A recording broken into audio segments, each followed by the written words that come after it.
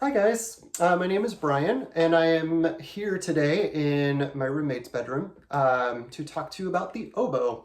The oboe is a woodwind instrument. It's pitched in the key of C. One thing that makes the oboe a little unique is it is a double reed instrument. So I'm going to hold this up so you can see. It does not have a mouthpiece. It is made, the reed is literally just two pieces of wood that are tied together with cane. It gives the instrument a really unique sound. The reed by itself squeaks really loudly. I'll play just a little bit so you can get a general sense of the timbre of the oboe.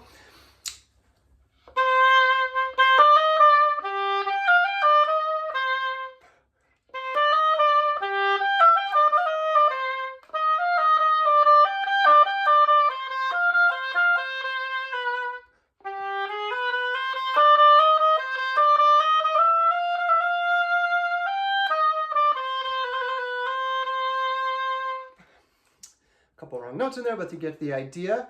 Generally used in orchestral settings, but used a ton in musical theater as well. I actually just did a production of Pippin, which uses oboe, and it's used often for a little quieter interludes. It's not a projecting instrument, even though it does have quite a nasal sound to it, but it's sweet. The oboe's dynamic range is a little small. It doesn't get super quiet and it doesn't get super loud. So it's used a lot in soloistic settings. In Pippin, it has a fun little interlude that you might recognize from Corner of the Sky, which I'll play for you right now.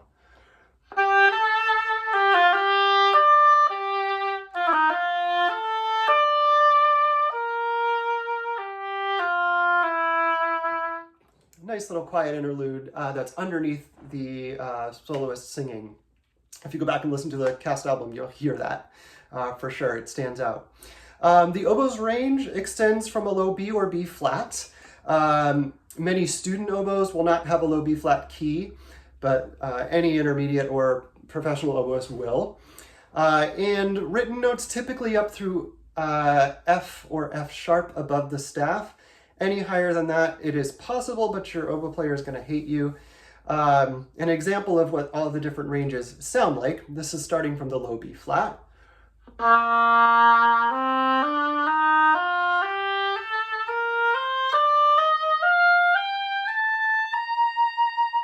That's the high B flat. Now you can hear up there, we're starting to get to where the oboe still sounds kind of sweet, but it's going to get a little tricky. And once you go above high C and high D, you'll hear that it really does get quite intense.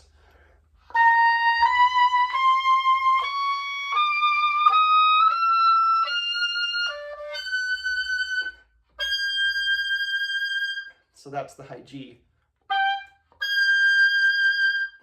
And really, stop at F if you want people to be happy with you. Any higher than that, we have to look up fingerings. It gets really complicated. So there are some fun things the oboe can do. Aside from just standard notation, we can do some cool things called multiphonics. An example of what that sounds like.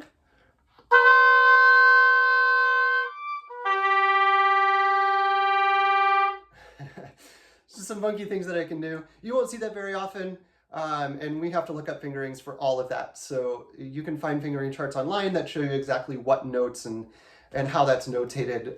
You don't see it very often, especially musical theater. It's more of a very extended technique there. The oboe is typically going to be used in combination with the woodwind section. So you'll see it playing against flute and clarinet. You don't often see it playing with or at the same time as saxophones. In older times, oboe would typically have its own book. If you're looking back into musical theater, oboe and English horn would kind of be their own thing. Nowadays, that's not really the case anymore. Composers and orchestrators are stretching us as woodwind players, so you'll see a book that will have oboe and maybe English horn in it, and also clarinet and flute, and maybe a saxophone as well. In terms of ability, more and more players nowadays are adding oboe to their repertoire, but it is not exactly commonplace yet. Oboe players are still a little bit unique. So if you're putting a book together and you're thinking of throwing oboe in, do know that that will limit the number of players that can play that book for you. And also, if someone does pick up oboe as a secondary, the quality may not be as great. So keep that in mind when you're writing oboe parts. One cool thing about the oboe that I wanted to also address is because this opening that we play in is so darn small, we have the ability to play long phrases. Oboe players have to exhale before we can inhale again because we're putting so little air through the horn.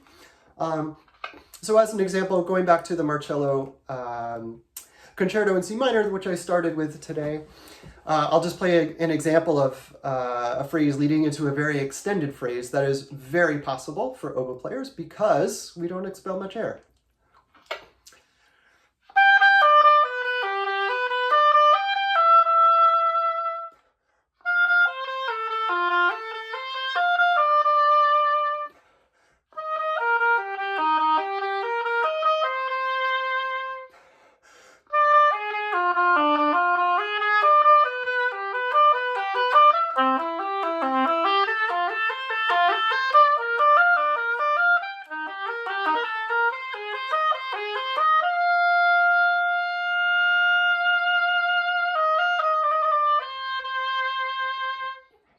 So there you go.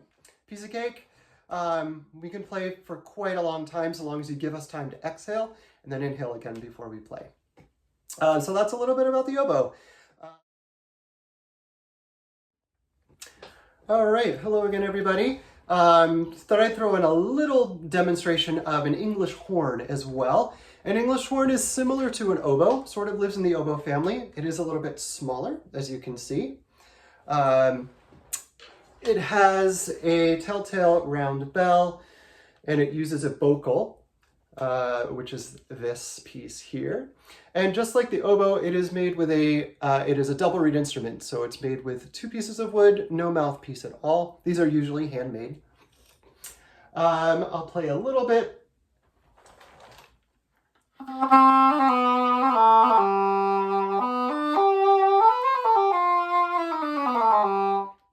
Probably one of the most famous English horn tunes of all time is Dvorak's New World Symphony.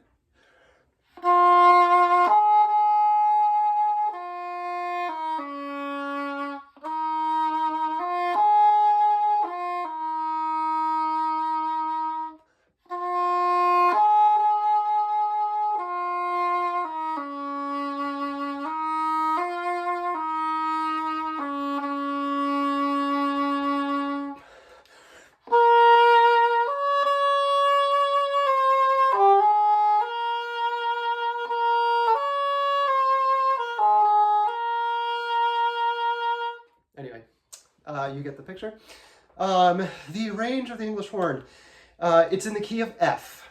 So it goes from our written B, which is going to be your a sounding E natural, all the way up through our written E or F above the staff, which will be your sounding A or B. So it sounds a fifth below where it's written. This being the bottom, the low, our written low B.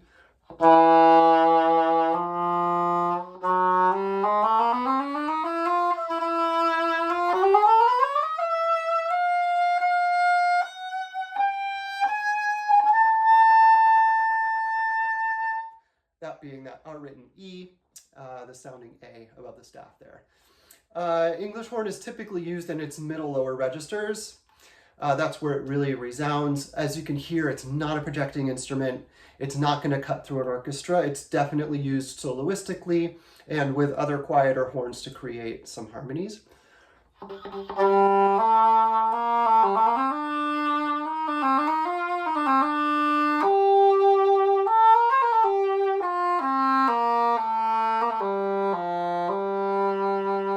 That's really where it's rich and resonant, down in those lower and middle registers. Once you get up above a high G, it starts to get a little not as pretty.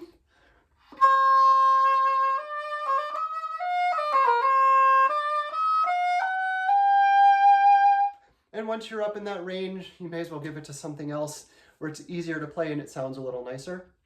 Especially if you want it to cut. English horn, as it gets higher, just disappears back into an orchestra. It can do all the same funky things that an oboe can do, so you can play multiphonics with it. I've never actually seen multiphonics written for English horn, but I assume they work the same way. Yeah, so you can do the same kinds of things with it. But it's a much less often used instrument. In musical theater, you'll typically see oboe and English horn together, often in their own book. And you don't see it a lot other than that, although the opening to Fun Home uses English horn.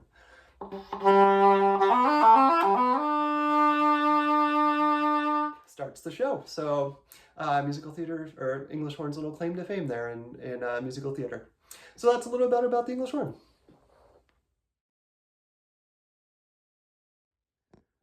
All right, hi guys. So we are back. This is a soprano saxophone. This is the, of the four main saxes, soprano, alto, tenor, and bari, this is the highest. It is pitched in the key of B flat.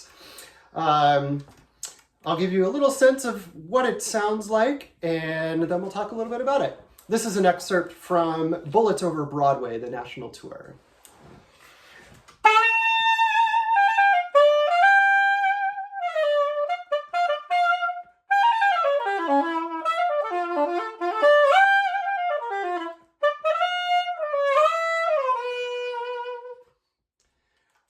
So, soprano saxophone typically is used as part of a sax section and more of a jazzy sound.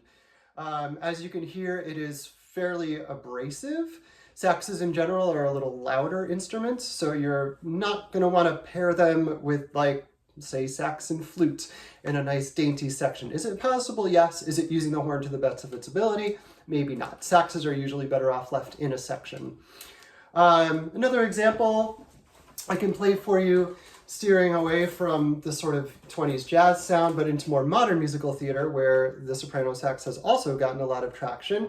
This is an excerpt from the beginning of Urinetown.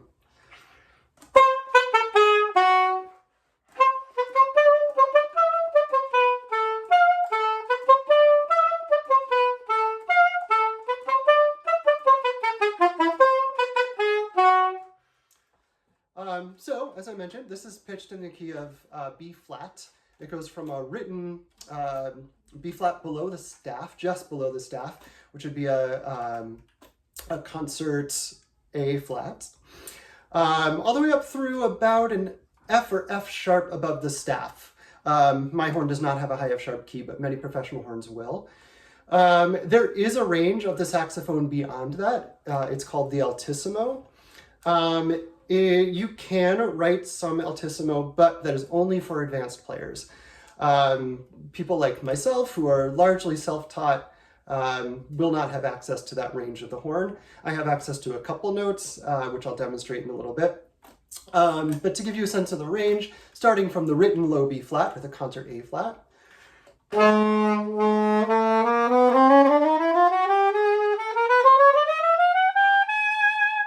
then I'll go from this written B flat up to the F.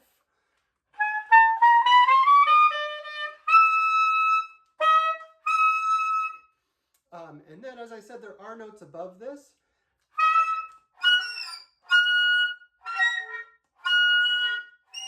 Yeah, I'm just getting squeaks. But there is a whole range.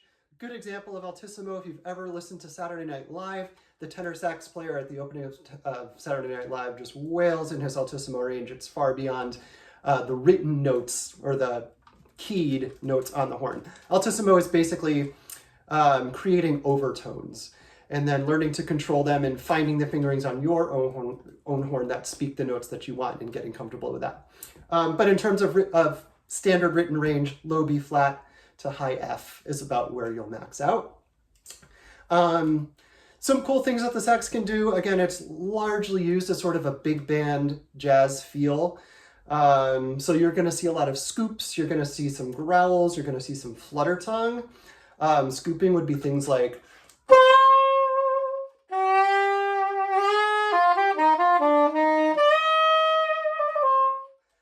flutter tongue.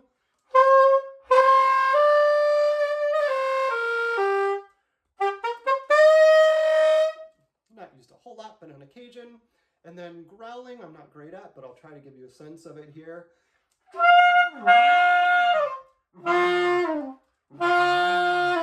It just gives that little into the sound, used a lot in jazz sounds. And to the best of my knowledge, it's typically just notated growl above the note. And that's how we'll know how to do that. So that's a little mini demonstration of the soprano sax.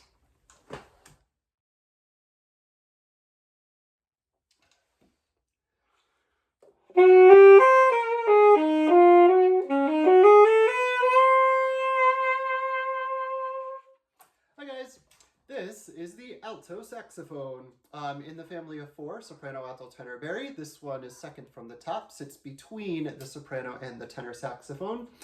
It is in the key of E flat, and its range extends from a low B flat, which is a concert C sharp, or D flat. That'll sit just below the staff, all the way up to a high F or F sharp,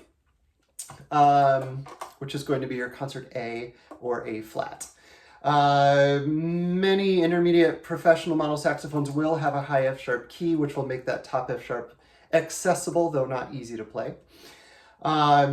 If student models typically will not have that high F sharp key. In musical theater, saxes are typically used as part of a section, as I mentioned with the soprano saxophone, though you will see the alto commonly used on its own. It does live more in the big band jazz world, but there is lots of classical sax out there as well. I was raised as a classical sax player.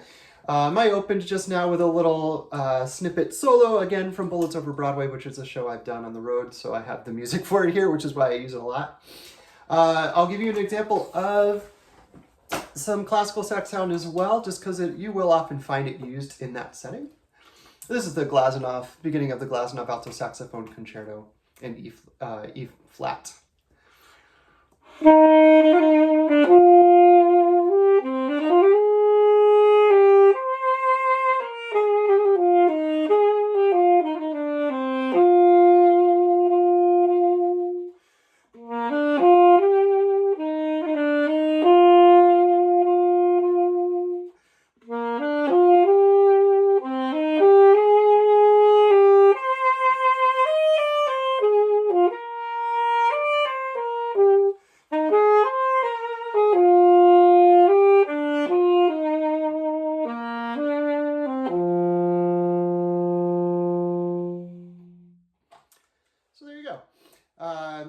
That's what the saxophone sounds like. Again, the saxophone family tends to be a little more on the aggressive side. The alto, I would say, is one of the more forgiving of the sax family. So if you want to use the alto in a more sweet sort of, play it off some quieter instruments, you can control that pretty well with the alto saxophone. Of the family, this is the easiest of the 4 to do that. So you will see the alto sax often paired against flute and clarinet. In a book, a typical book will have flute, clarinet, alto sax. That's very standard. Yeah, some other cool things the saxophone can do, much like the soprano, it kind of lives in the jazz world, so you're going to see a lot of scoops, a lot of growls, flutter tonguing, things like that are all things you can do.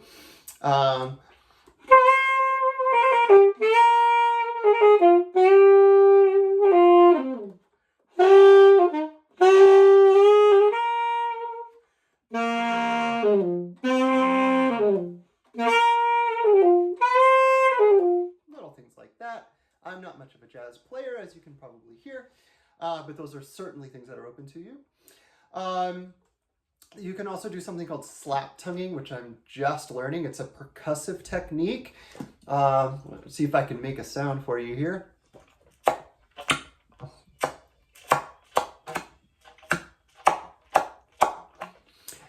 So yeah, it's a percussive technique that you can use. I think on the lower saxophones you can pitch it a little better. It doesn't pitch very well on the alto since it's a little small.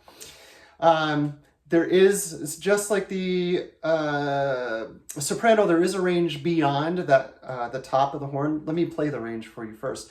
As I mentioned, it plays from a written low B flat, which is going to be your concert C sharp.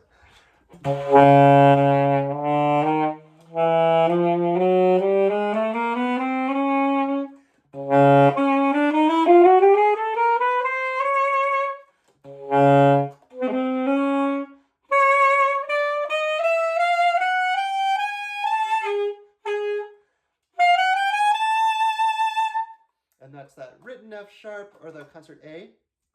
Again, I have an F sharp key, which most intermediate and professional saxes will have. Students probably not. And there is a range beyond that as well.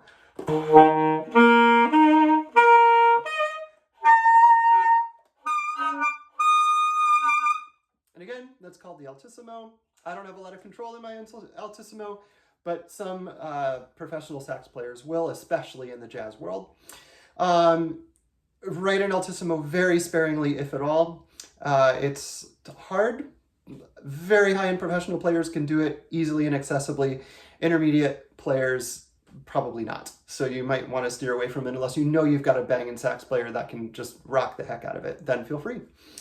So that's a little bit about the alto saxophone.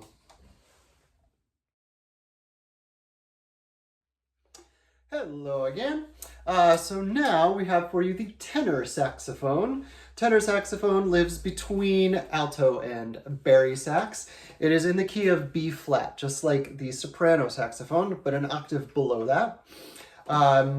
Its range is from a written B flat below the bass clef staff, which is the concert A flat at the bottom of the bass clef staff, up through a written F or F sharp, which is going to be the E, the E or E flat in the middle of the treble, or at the top of the treble clef.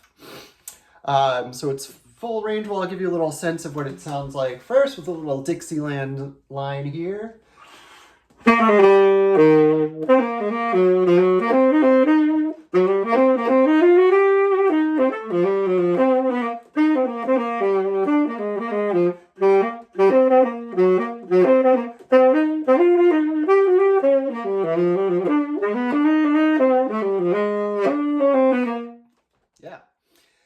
So its full range, as I said, is from a written B flat, which is a concert A flat below or at the bottom of the bass clef staff.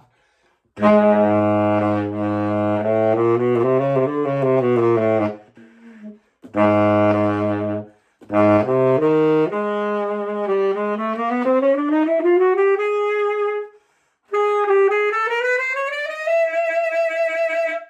that's that F sharp. Intermediate and professional players will have an F sharp key on their horn to be able to play that note easily. Students, probably not. Younger students, at least. Once you get to high school, you might, if they have an upgraded horn, they might have that capability.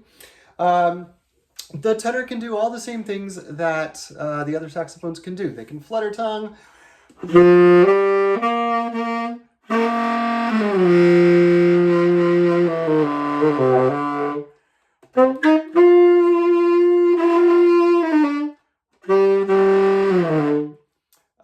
You can do slap tonguing as well. I'm getting a little bit of a pitch in there. I'm not great at getting pitch out of those.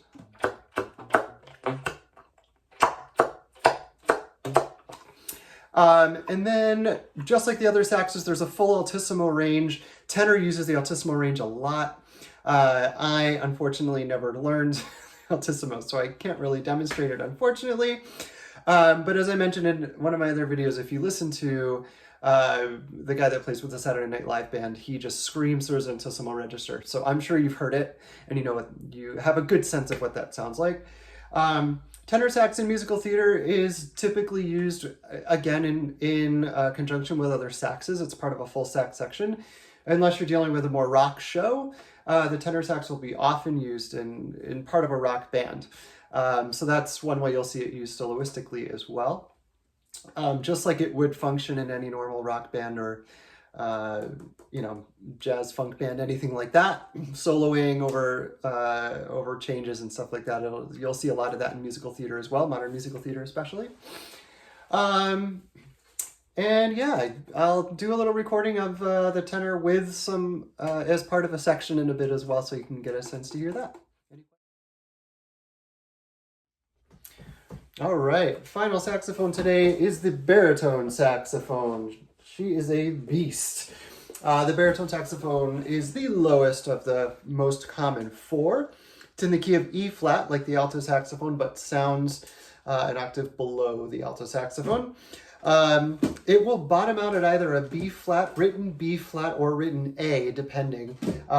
Many, even professional saxophonists' horns only go down to a low E flat. Some do have a low A key. If you're writing for someone specifically, you'll want to ask whether they have that key or not. Or you can just write for it and assume that someone can get a horn that has it. It is very common. So written A or B flat will be the bottom, which is going to be your either C natural or C sharp, sounding at the very bottom underneath the bass clef staff. That bottom sounds like this.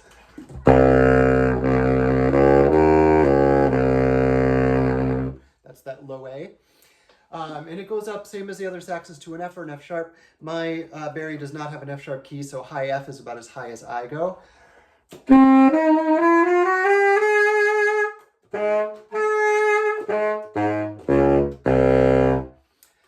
It's a fun little beast here.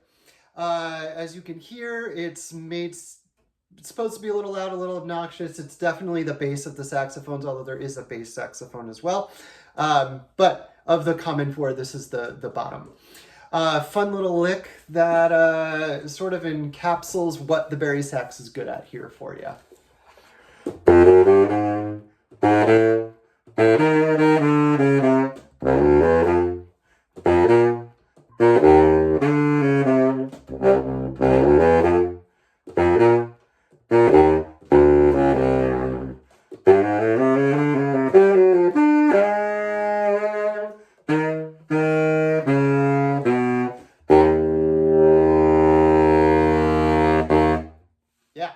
So it kind of just fills out the bottom of the sax section there. It can do all the same things that the other saxes can do. It can flutter tongue, it can slap tongue, it can growl, you can scoop and fall.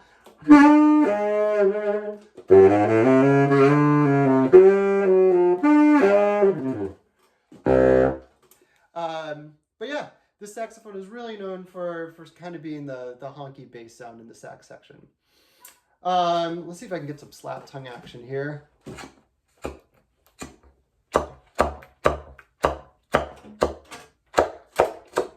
Yeah, so it can do that too.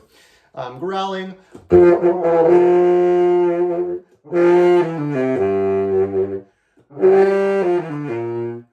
And fluttering. A little harder on this. But yeah, there she is. So yeah, B flat or A all the way up to high F or F sharp. There is, of course, the altissimo register for Bari as well. But in general, the higher the Bari sax goes, the less sound you get. It's a softer, it doesn't project in its upper register so much. The Bari is really better utilized in its middle and especially lower ranges. That's where it's powerhouse. So like as you can hear when I play up a little higher,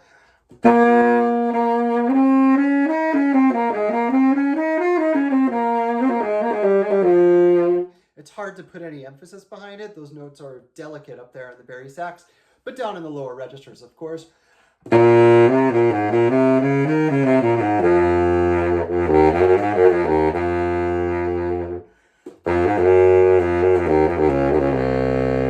That's where it lives. That's where it wants to play, and that's where it's best utilized.